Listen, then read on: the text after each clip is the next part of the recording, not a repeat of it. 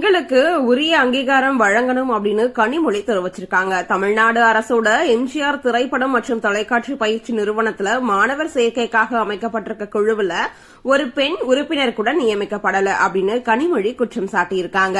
பல சவால்களை கடந்து திரைத்துறையில கலைஞர்களா தொழில்நுட்ப வல்லுநர்களா பணியாற்றிட்டு இருக்க பெண்கள் பல பேர் இருக்காங்க. அவங்களுக்கு உரிய அங்கீகாரம் கிடைக்கிறத அரசு உறுதி செய்யணும் அப்படின்னு இடைத்தேர்தல் நடைபெறவிருக்கிற திருச்சி கிழக்கு உள்ளிட்ட 6 தொகுதிகளுக்கான மாவட்ட செயலாளர்களோட உதயநிதி ஆலோசனை நடத்தினாராம். அப்போ சிஎம் விஜயோட பிம்பத்தை உடைச்சாலே தாவேகாவோட முகத்திரை கிழிந்திரும். அதுக்கு 6 தொகுதி இடைத்தேர்தலையும் தாவேகா தோக்கணும். அப்படி நடந்தாதான் அந்த கட்சிக்கு மக்கள் செல்வாக்கு இல்ல அப்படின்னு நிரூபணமாகும். அதுக்காக கடினமா உழைக்கணும் அப்படின்னு அறிவுறுத்தி இருக்கதா தகவல் ஒண்ணு வெளியாகிட்டு இருக்கு. தாவேகாவோட உறுப்பினர் சேர்க்கை 2 கோடியை தாண்டி இருக்கான். பேரவை தேர்தலில் 34.92% வாக்குகளை வாங்கி திமுக அதிமுகவுக்கு அதிர்ச்சி அளிச்சுச்சு. இதுக்கப்புறமா பல்வேறு மாற்றுக் கட்சியினர் தாவேகாவை நோக்கி படையெடுக்க ஆரம்பிச்சிருக்காங்க. இதனால இப்போ உறுப்பினர் சேர்க்கை 2 கோடியை கடந்திருக்கான். இதன் மூலமா தென்னிந்தியாவில் தொடங்கப்பட்ட கட்சிகளோட அதிக உறுப்பினர்களை கொண்ட முதல் கட்சியா இப்போ தமிழக வெற்றி கழகம் உருவெடுத்திருக்கு. நூறுசாமி படத்துல ஸ்வாதிகாவோட நடிப்பை பார்த்து அவங்களுடைய கணவர் பிரேம் பாராட்டு தெரிவிச்சிருக்காரு. என்னோட வாழ்க்கையில நான் பார்த்த மிக சிறந்த நடிப்புகள்ல இதுவும் ஒண்ணு. இந்த படத்துல நீ ரசிகர்களை சிரிக்க வச்ச, அழ வச்ச, உணர்ச்சி வசப்படைச்ச. இது உன்னோட கெரியர்ல மறக்க முடியாத நடிப்பா இருக்கும். ஆனா இதுவே உன்னோட உச்சம் இல்ல. இன்னும் பெரிய கதாபாத்திரங்கள் உன்னை தேடி வரும் அப்படின்னு சொல்லிருக்காரு. இப்போ இந்த ரொம்பவே அரசு அலுவலகங்கள்ல மற்றும் பள்ளிகள்ல ஆய்வு அப்படின்ற பெயர்ல அத்துமீறி நுழையிற தாவேகாவினருக்கு சிஎம் விஜய் முற்றுப்புள்ளி வைக்கணும் அப்படின்னு டிடிவி தினகரன் கூறியிருக்காரு.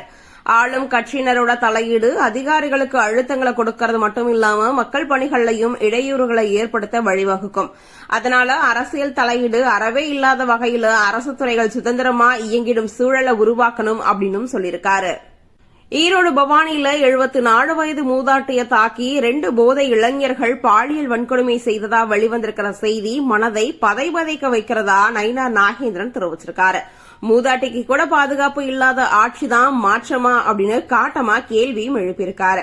இனியாவது வசனம் பேசாம தமிழக பெண்களோட பாதுகாப்பை உறுதி செய்யறதுல சிஎம் விஜய் தீவிரமா செயல்படணும் அப்படின்னு சொல்லியிருக்காங்க.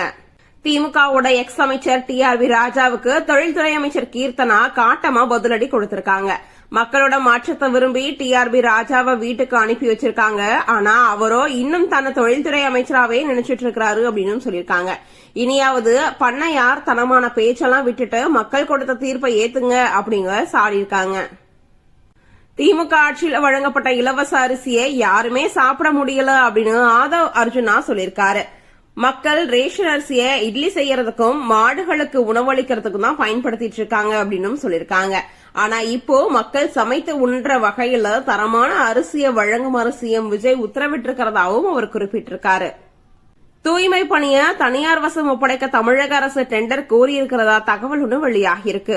ஆவடி, ஒசூர், தாம்பரம், வேலூர், கோவை, ஈரோடு, சேலம், திருப்பூர், மதுரை, தூத்துக்குடி அப்படின்னு 12 மாநகராட்சிகள்ல தனியார் பங்களிப்போட தூய்மை பணிகளை மேற்கொள்றதுக்கு திட்டமிட்டிருக்காங்களாம்.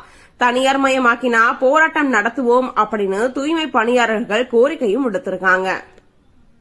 சமந்தாவோட எங்கள் தங்கம் மாயண்டி வங்காரம் படம் முதல் நாள்ல 13.15 கோடி வசூல குவிச்சிருக்கான். ஹீரோயின் ஒருவரை கதாபாத்திரத்தை மையப்படுத்தின இது மிகப்பெரிய ஓபனிங் அப்படின்னு சினிமா வட்டாரங்கள்ல சொல்லிட்டு இருக்காங்க. தன்னோட ரீஎன்ட்ரியில வசூல வாரி குவிக்கிற சமந்தாவோட இந்த படம் கலவையான விமர்சனத்தை வாங்கிட்டு இருக்கிறதும் குறிப்பிடத்தக்கது. ராஜ் நிடிமோரு கதை எழுதின எங்கள் தங்கம் படத்தை நந்தினி ரெட்டி தான் டைரக்ட் பண்ணிருக்காங்க.